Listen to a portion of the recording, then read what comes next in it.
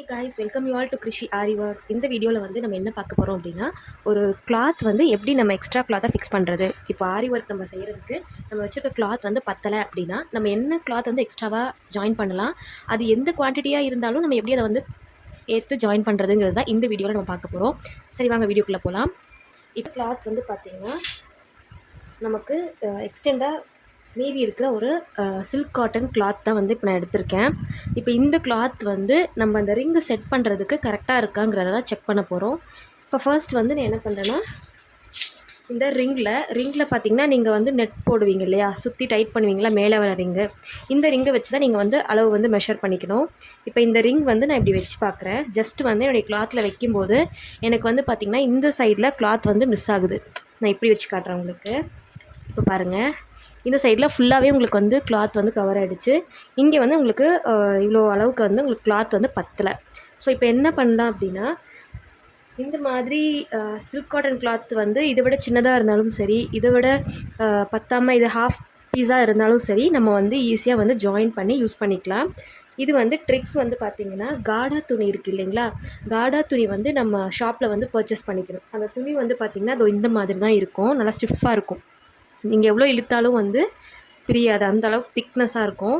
இப்போ இந்த ரிங்கை வச்சு தான் நீங்கள் எப்பயுமே மெஷர் பண்ணணும். இப்போ ஃபஸ்ட் இப்படி வச்சுருக்கேன் இல்லையா, இப்போ எப்பயுமே இந்த மாதிரி பார்டர் உள்ள சைடு இருந்ததுன்னா பெஸ்ட்டு. சப்போஸ் உங்களுக்கு இந்த பார்டர் இல்லை அப்படின்னா, ஒரு எக்ஸாம்பிளுக்கு காமிக்கிறேருங்க.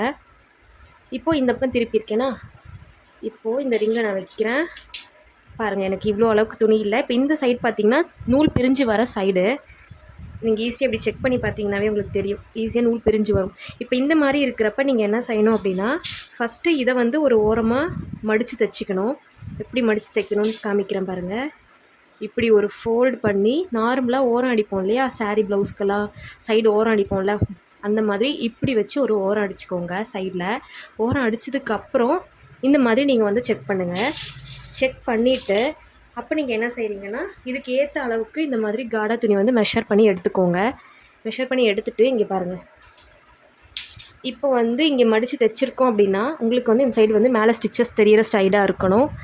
இப்போ நீங்கள் என்ன செய்கிறீங்க அப்படின்னா, இந்த த்ரெட்டை இதோட வைக்கணும். இங்கே பாருங்கள், இந்த மாதிரி நீங்கள் வந்து த்ரெட்டை வந்து ஃபிக்ஸ் பண்ணணும்.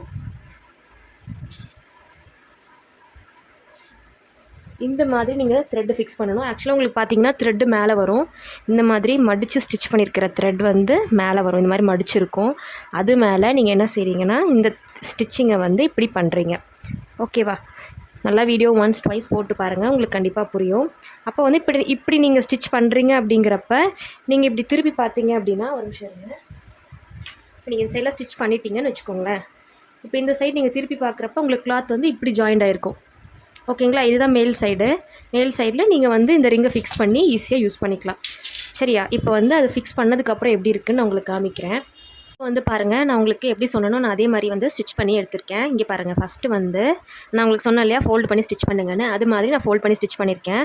இது கீழே பார்டர் பார்த்தீங்கன்னா உங்களுக்கு ஆரஞ்சு கலரில் வரும். இங்கே பாருங்கள், இது தெரியுதா? லைட்டாக இந்த கலர் தெரியுதா?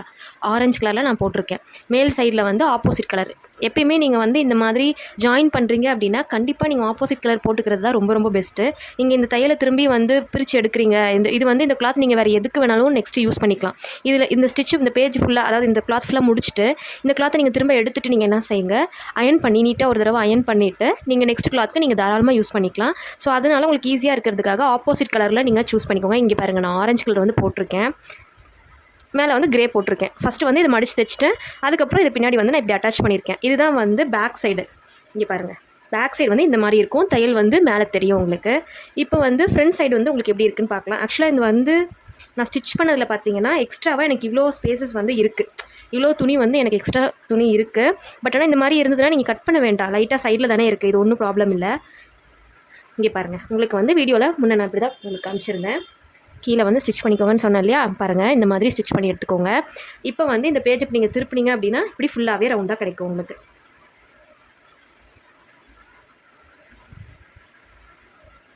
இந்த சர்க்கிளை வந்து இப்போ நீங்கள் வச்சிங்க அப்படின்னா நீங்கள் எவ்வளோ வேணால் டைட் பண்ணி யூஸ் பண்ணிக்கலாம். இப்போ நான் உங்களுக்கு ஏன் வந்து இந்த சின்ன ரவுண்டை, இதோட உள் ரவுண்டை வச்சு நான் சொல்லலை அப்படின்னா, இதை விட ஒரு சுற்று வந்து உங்களுக்கு சின்னதாக தான் இருக்கும். அப்போ வந்து உங்களுக்கு துணி வந்து பத்தாமல் கூட போக சான்சஸ் இருக்குது. அதனால் நம்ம மேலே இருக்கிற ரிங்கை மட்டும் எப்பயுமே வச்சு யூஸ் பண்ணிக்கோங்க. சரிங்களா?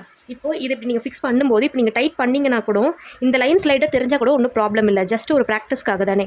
இப்போ ஆரி ஒர்க் பிகினர்ஸாக இருக்கீங்க அப்படின்னா 1 மீட்டர் கிளாத்தை வச்சே நீங்கள் வந்து ஈஸியாக வந்து நீங்கள் ப்ராக்டிஸ் செஷனை ஸ்டார்ட் பண்ணலாம்.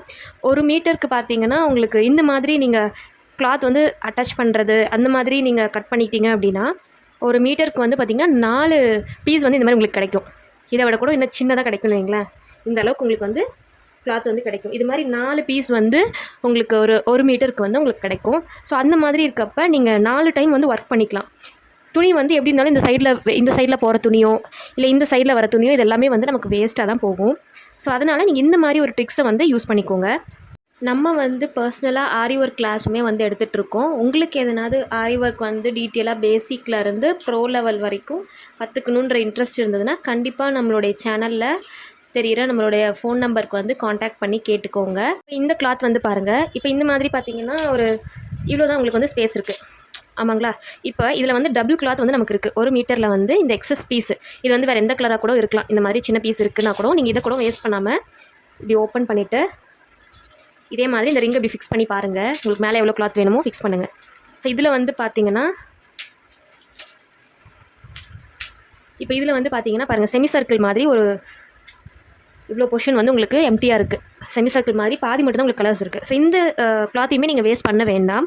ப்ராக்டிஸ் தான் பண்ணுறீங்க அப்படின்னா இதுக்கேற்ற மாதிரி கிளாத்தை வந்து நீங்கள் கட் பண்ணி நான் ஆல்ரெடி சொன்னேன் இல்லையா, அதே மாதிரி கார்டாக நீங்கள் கட் பண்ணி நான் ஆல்ரெடி உங்களுக்கு சொன்ன ப்ராசஸே நீங்கள் இதுக்குமே ஃபாலோ பண்ணிக்கலாம்.